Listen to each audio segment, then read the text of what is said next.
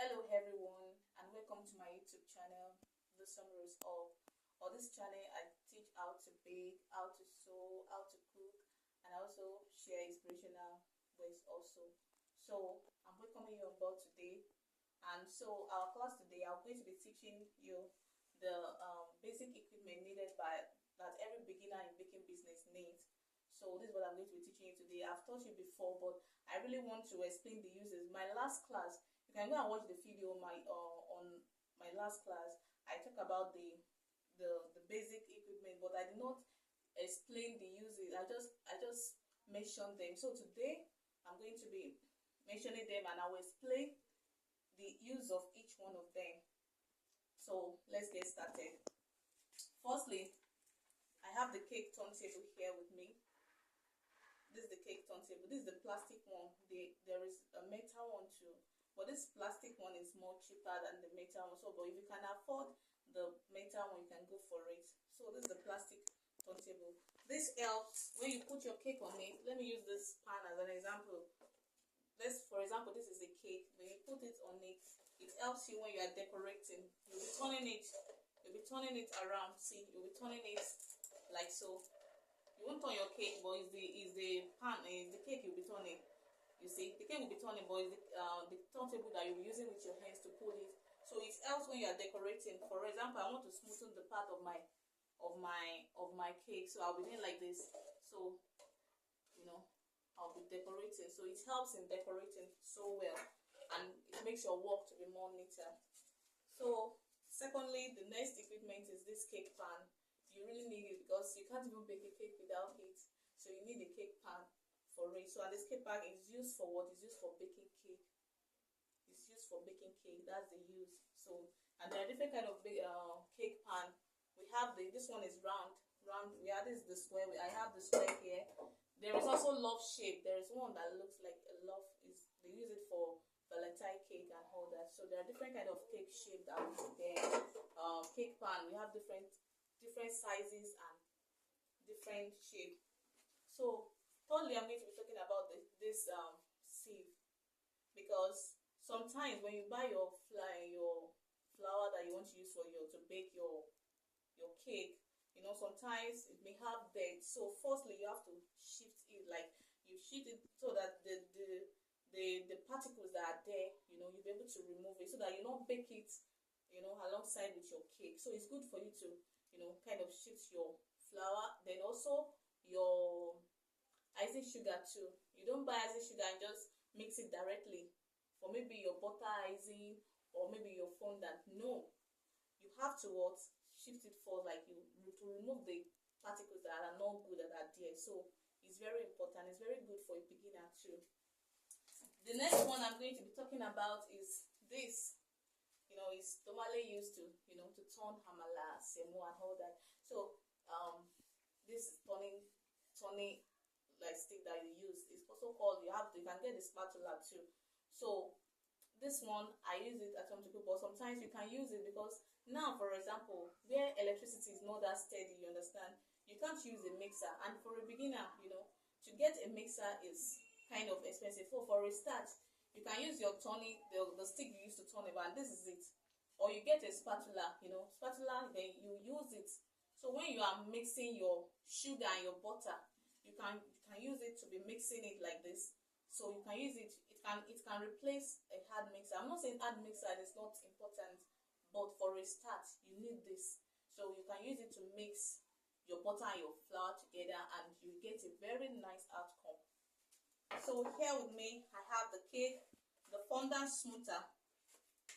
This is the fondant smoother. This is how it looks like. This is the back. So when you put your fondant, when you put it on your cake, for example, this is my cake, and you put it like this. You use it to remove the excess. You do like this to remove the excess. So that's the work. You use it to smoothen your fondant icing, and it's very good. So the next equipment I'm going to be talking about is this rolling pin for fondant. So you use it to roll your fondant icing, like see. So you roll it. That is what you use to roll it before you put it on the body of your cake. So that's the work, that's the work of this fondant routine. Here with me, I have this pastry brush. This pastry brush, you can use it, when you are decorating in fondant. Maybe you want to apply your where you mix your edible gold dust with when you mix it with when you mix it, when you want to apply it on your cake, you can use it to apply it. You understand? You can use it to apply it. For example, you want to put a gold effect on it, so you can just mix edible gold dust. They sell it at cake store with your edible spirit. Mix it together. It's liquid, so you put your brush, use it to apply it. You can also use this for meat pie too. You can use this brush to to brush the body of your meat pie, to smoothen it, to apply. After you've roll out your meat pie dough and you've cut it, to make the body to be smooth, you can use this brush to apply the egg on the body of your meat pie. So that's the function. So I have with me grater. This grater, when you want to before you apply butter icing or fondant on your cake, you use it to grate the part, like to achieve sharp edges. You use it to make it to be equal, to shape it and trim the body of your cake. So you can, and there is serrated knife, but it's not here. So if you can get serrated knife, it's also good. But if you have this too, you can also use it to trim the part of your cake, because when you bake your cake, the top is normally dome shape, so you have to use now to kind of to remove that part. And when you join everything together, you have to use this. That's the work to trim the body of your cake. So there is measuring cup too.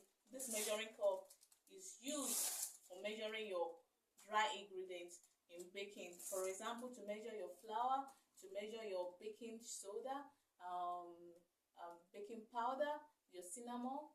So that's the work to sugar. That's the work of this measuring cup.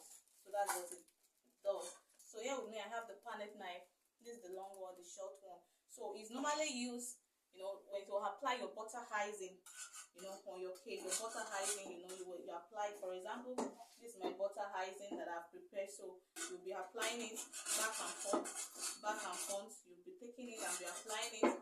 You also use it to smoothen the butter, the top when you have applied your butter icing, for example. So that's the work. That's the work of it. That's the work of this Palet knife. I have this pizza cutter. They use it to cut for pizza too. So you can also use it. It's used for fondant, to cut away. For example, when you cover the body of your cake with fondant, the excess part, you can use this to cut it away. It's very sharp. This part is very, very sharp. So you use it. And you also use it for your chin-chin too. If you want to cut chin-chin, you can use it to cut like this and cut, and then you start cutting, then you fry. So that's the work of this. So I have this queen cupcake pan. That's what it's normally called, queen cupcake pan. It's normally used for cupcakes, and you just put this is the cupcake paper here inside this bag. You put it inside, put your butter inside and bake. So this is how it looks like. So, and another thing that is there that you need also, this paper too, you need it to smoothen. You need it to smoothen the, to smoothen when you do boil, like use butter icing for your cake. You use it to smoothen the body of your cake. So that's the work. Then another thing here, we have the piping nozzle. You need a piping nozzle and a piping bag too. This is a piping nozzle. It has different tip. You insert it in your piping bag and use it for your butter icing to decorate. This is it. It has different tip. It depends. If you want your cake to have a star shape, the top, you want to decorate the top, it has different shape that you can use.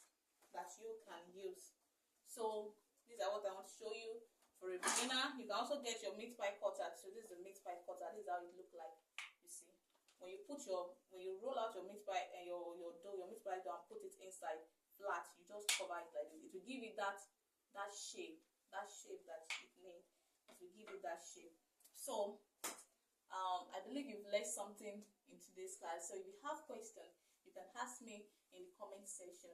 So please don't forget to subscribe to my channel, don't forget to like, and don't forget to share and to comment.